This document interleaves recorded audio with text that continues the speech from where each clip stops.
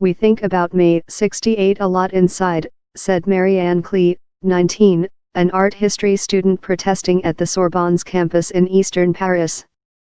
History has shown that governments can cave in, even those as powerful as Macrons. It may not be so easy this time around.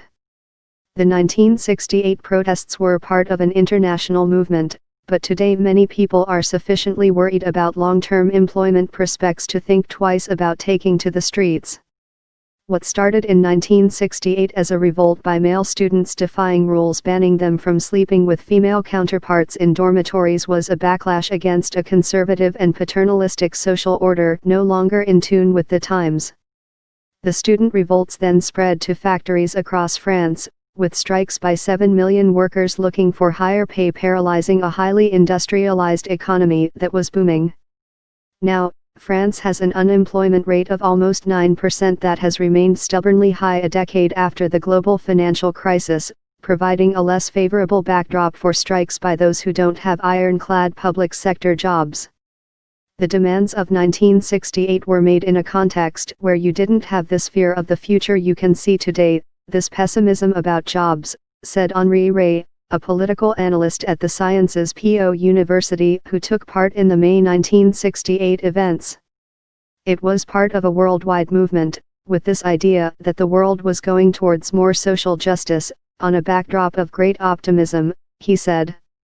Law and order. In his first 10 months in office, Macron has watered down France's strict labor laws, defying unions who failed to stop what they saw as the biggest attack yet on a cherished social model protective of workers' rights.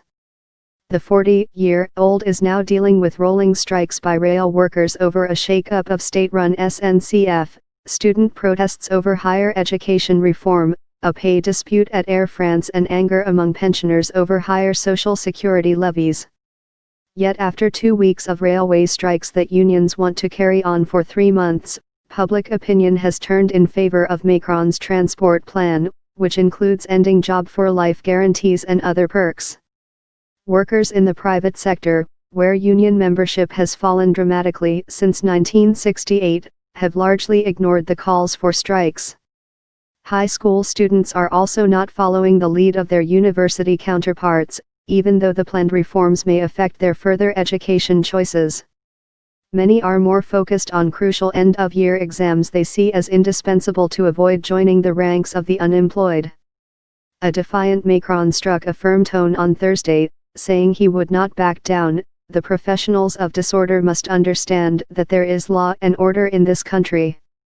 Having swept to power last May with his own upstart movement, Macron has also not refrained from using revolutionary rhetoric himself, promising in his book entitled Revolution to transform France into a leading 21st century power. In 1968, impatience with de Gaulle, an aging president who had ruled France with an iron fist for almost a decade, was one reason for the riots.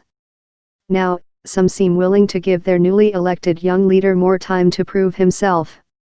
One of the rallying cries of May 68 was, 10 years is enough. Today, we've only had 10 months of Macron, Ray said.